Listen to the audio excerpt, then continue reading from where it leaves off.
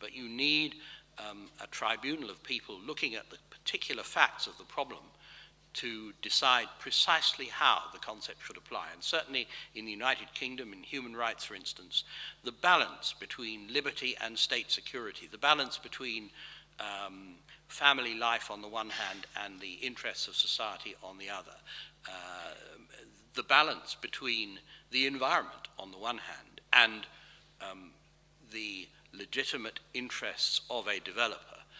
This balance is increasingly being struck in the courts, and I think struck in a way that society is finding satisfactory. So maybe in solving these problems, the courts have a more prominent role to play than you might have imagined. And the more so for this second and additional reason, which is that at a Supreme Court level anyway, you will find that the reasoning behind the decision, and there was a call for reasoned solutions, the reasoning behind the decision is expressed in a particularly persuasive way. I can only speak on this for the UK, although I believe it may apply in other countries throughout Europe and in the United States, that the ability of the courts to articulate the human rights rationale of decisions has contributed a great deal to the growing adoption of a human rights culture. And that might give us some hope for the future, because if the courts can be influential in that way in relation to human rights, then maybe they can be influential in relation to other issues of grave concern.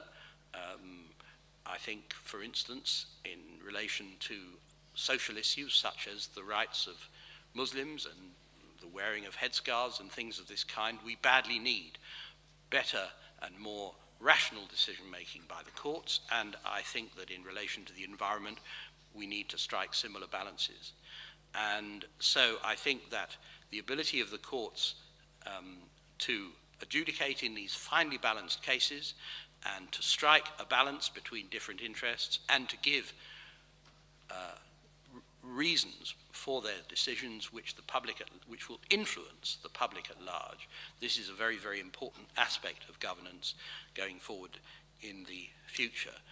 And that's why some of us, as I said, if you will allow me to conclude with a commercial, are promoting the idea of an international environmental court which would fulfill these objectives, which would enable this balance to be struck, which would, above all, enable reasoned decisions to be given. And if I come back to the point about confronting those who are not in favor of these solutions or who don't care about these solutions, it's not just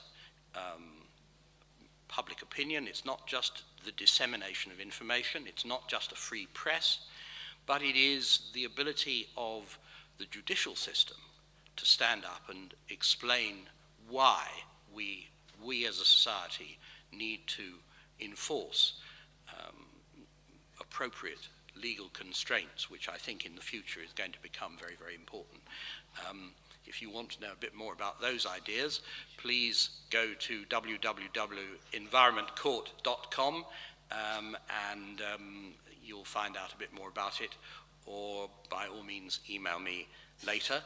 And otherwise, I applaud the organizers. It's been a thrilling visit to Athens. My visit to a sun-bathed Parthenon yesterday will stay in my memory for a very long time. Thank you.